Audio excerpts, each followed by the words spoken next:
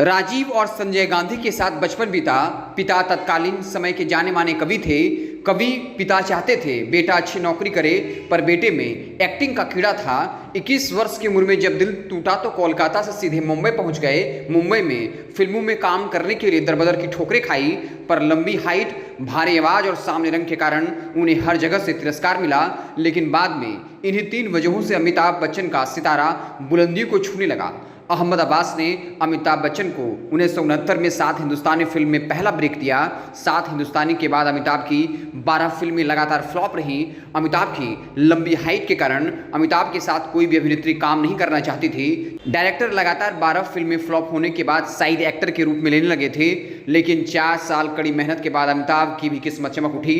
साल 1973 में फिल्म जंजीर से अमिताभ ने अपना लोहा मनवा लिया। फिल्म जंजीर के बाद अमिताभ की किस्मत ऐसी चमकी कि 53 साल बाद 2023 में भी उनकी चमक फीकी न हुई। आज उन्हें पूरी दुनिया सदी के महानायक के नाम से जानती है। अमिताभ बच्चन आज 81 साल के हो चुके हैं। उम्र के इस पड़ाव पर भी अमिताभ के पास 5 बड़ी फिल्में हैं, जिनके जरिए उन पर करीब 1750 करोड़ का दाव लगा है। इतना दाव इस समय के सुपरस्टार शाहरुख खान, सलमान खान, आमिर खान और रजनीकांत पर भी नहीं लगा है। 21 साल के बिग बी सिर्फ 25% लीवर पर ही जिंदा हैं। उनका 75% लीवर खराब है। कूली के सेट पर हुए हादसे के बाद डॉक्टर्स क्लिनिकली मरा घोषित कर चुके हैं। अमिताभ की भारत में बीते 50 सालों में इतनी तगड़ी फैन फॉलोइंग है कि उनके अस्पताल पहुंचते ही मंदिरों में भीड़ बढ़ जाती है और देश भर में हवन होने लगते हैं। राजीव गांधी और संजय गांधी के साथ खेलकर बीता जीवन। दूसरे विश्व युद्ध और आज़ादी की लड़ाई के दौर में 11 अक्टूबर 1942 को अमिताभ बच्चन का जन्म उस जमाने के मशहूर लेखक हरिवंश राय बच्चन के घर हुआ। पिता ने उनका नाम इनकलाब रखा, जिसका अर्थ था क्रांति, बदलाव। लेखकों का हरिवंश राय बच्चन के घर में आना जाना था।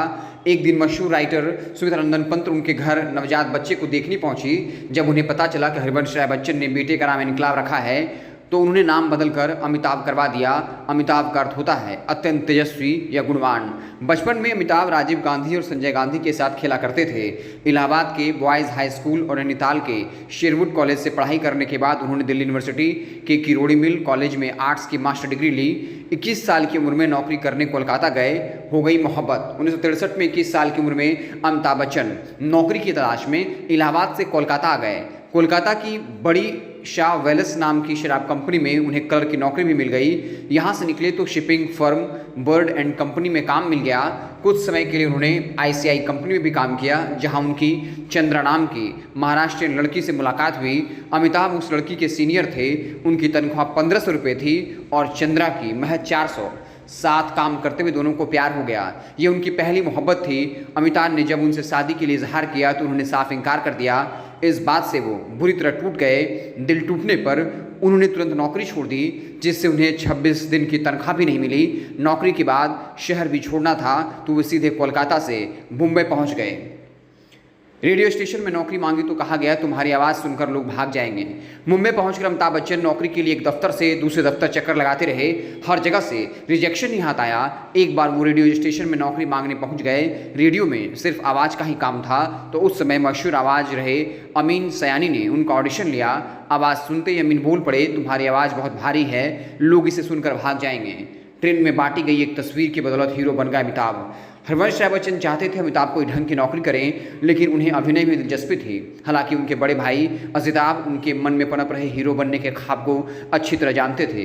एक दिन अजिताभ मुंबई से दिल्ली आ रहे थे कि सफ़र में पास बैठे एक लड़के से पता चला ख्वाजा अब्बास अपने फिल्म के लिए नए चेहरे की तलाश में हैं।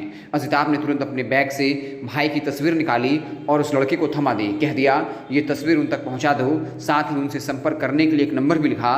अगले दिन तस्वीर ख्वाजा अहमद अब्बास तक पहुंची और उन्होंने तुरंत उन्हें मिलने को बुलाया। अमिताभ उस समय दिल्ली में थे, जो एक कॉल आते ही मुंबई पहुंच गए। सफ़ेद कसा हुआ चूड़ीदार, सफ़ेद कुर्ता और साथ में नेहरू जैकेट और एक झोला लिए अमिताभ ख्वाजा अहमद अब्बास के दफ्तर पहुंचे। जैसे ही अमिताभ ने अपना नाम बताया तो सवाल जवाब का सिलसिला शुरू हो गया।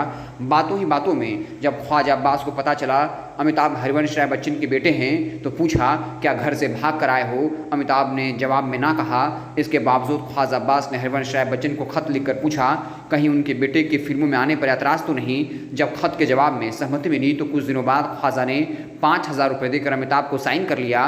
15 फरवरी 1969 को अमिताभ ने फिल्म 7 हिंदुस्तानी साइन की। जो 7 नवंबर 1969 को रिलीज हुई। फ्लॉप फिल्मों के बाद जंजीर से बने एंग्री यंग मैन। 1969 से शुरू हुआ अमिताभ बच्चन का एक्टिंग सफर भी आसान नहीं रहा। उनकी फिल्में लगातार फ्लॉप होती रहीं तो वहीं कुछ लोग उन्हें साइड हीरो बनाकर भी काम देते थे, लेकिन 1973 की फिल्म जंजीर ने उनकी किस्मत हमेशा के लिए बदल दी। हालांकि ये फिल्म उन्हें एक संयोग से मिली।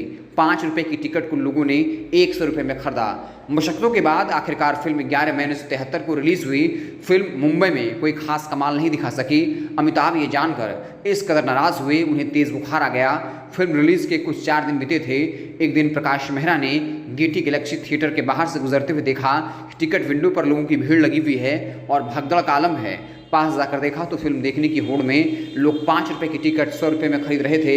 इससे पहले प्रकाश ने कभी उस थिएटर में इतनी भीड़ नहीं देखी थी। एक हफ्ते में ही वो लंबा बेवकूफ़ लड़का आम हीरो से स्टार बन गया। फिल्म में बोले गए उनके डायलॉग और उनके गाने दीवाने हैं दीवानों को न घर चाहिए और यारी है ईमान मेरा यार मेरी ज़िंदगी हर किसी की ज़ुबान पर थे। इस फिल्म के बाद ही अमिताभ के चाहने वालों में इस कदर इजाफा हुआ, उनकी फैन फॉलोइंग आज भी बरकरार है। इस फिल्म ने कई अवार्ड जीते और अमिताभ को इसके बाद नया नाम मिला एंग्री यंग मैन। दशक के ज़्यादातर स्टार्स धर्मेंद्र, जितेंद्र जैसे सभी सितारों की चमक फीकी पड़ गई, लेकिन अमिताभ की चमक आज भी बरकरार है।